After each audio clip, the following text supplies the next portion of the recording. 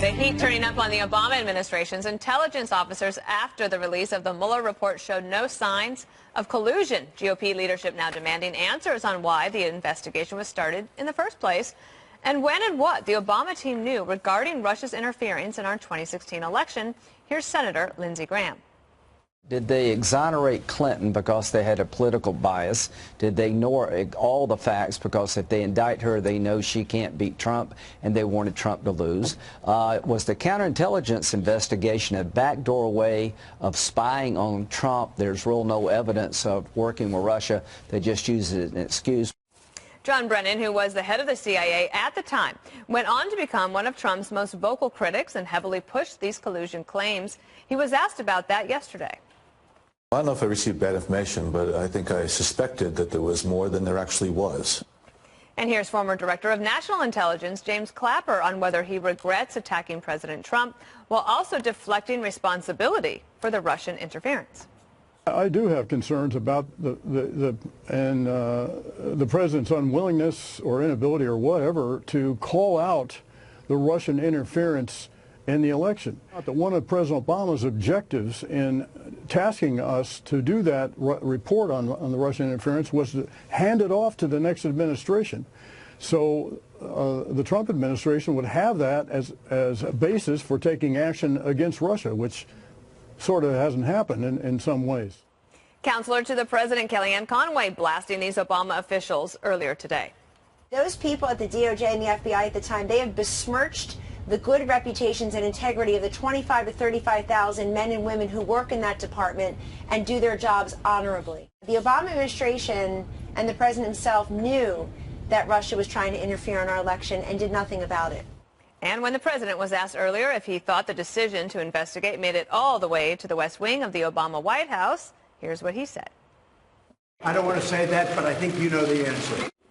All right, Jesse, do you know the answer? Yes, it was Obama.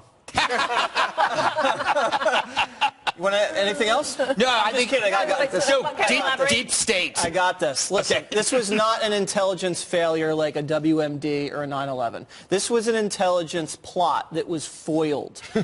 What's so funny, Juan? Well, deep state. I think even Greg said deep state. You know, is that all everybody was mocking the deep state phrase for the last 2 years, and now I'm totally vindicated. How's that? Because, Juan, there was no collusion. Oh, and anytime you said the word deep state, you were laughed at for being a conspiracy theorist. But guess who the conspiracy theorist was? Your side. But let me finish. Your guy's been cleared, so it Let me wasn't a deep Of state. course you want it to stop. Yeah, once he's cleared, now let's stop. Let's not look back, okay? No.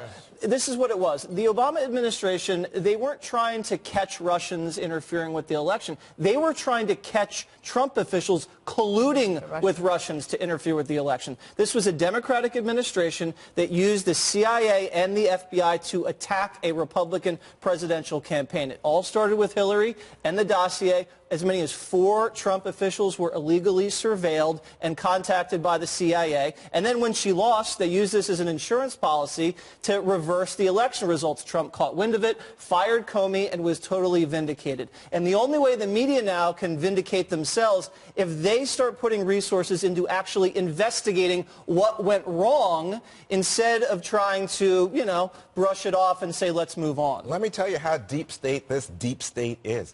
The ghost of Obama came out of the Lincoln bedroom, and he's the one that fired James Comey.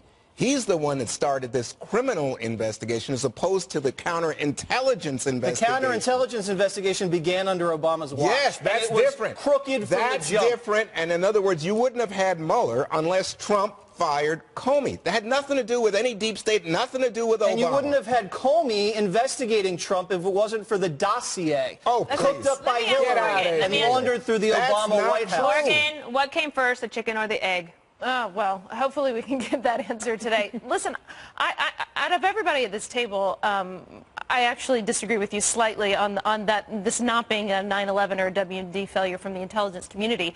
I think it is of that level, and I speak as someone, I've been in the intelligence community since I was like 25 years old, I think, 26 years old, and one of the things that you're taught as an analyst when you come in is what were the failures, the analytic failures that happened leading up to 9/11 and WMD, and how did we miss all of this? this.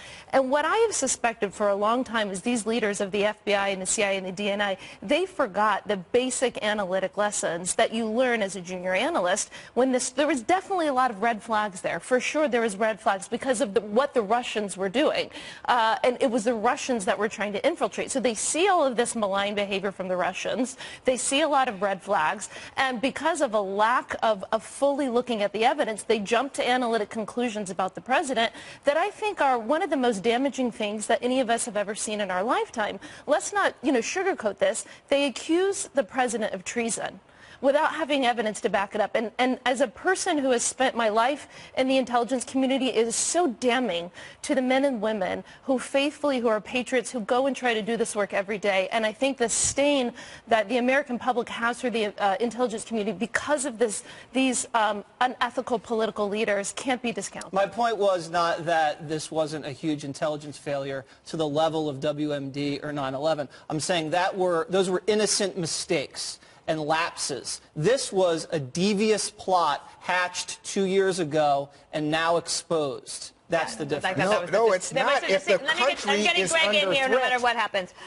Somebody like a Brennan. Yes. Should he be held to a higher standard of commentary than your run-of-the-mill pundit? Yes. He was a CIA director. Yes. And he said, "Oh, whoops." How do you? It's because people believed they were believing an hallucination, and this is why as a deep state cynic who is no longer a deep state cynic, you have to understand that there were a group of people who felt that they were so right that they could actually be undercover, that they could do sneaky things because they were saving the world. In their heads, they were superheroes, but they were actually deep state, because they were doing the wrong thing. But they didn't think they were doing the wrong thing. And the long-term damage here, the big story is there's a lot of damage between people and nations because of this. There were people who expected nothing less than war over this, or taking out a president who might be removing a president because he might be a Russian agent. That's how far the hallucination got. That's why people, when they laugh at the deep state, it's because they thought that they were doing right. When you're wearing a black hat, you think you're wearing a white hat. That's essentially what's going on. But I have to, Jesse's right. The deep state existed. They just didn't know they were deep state.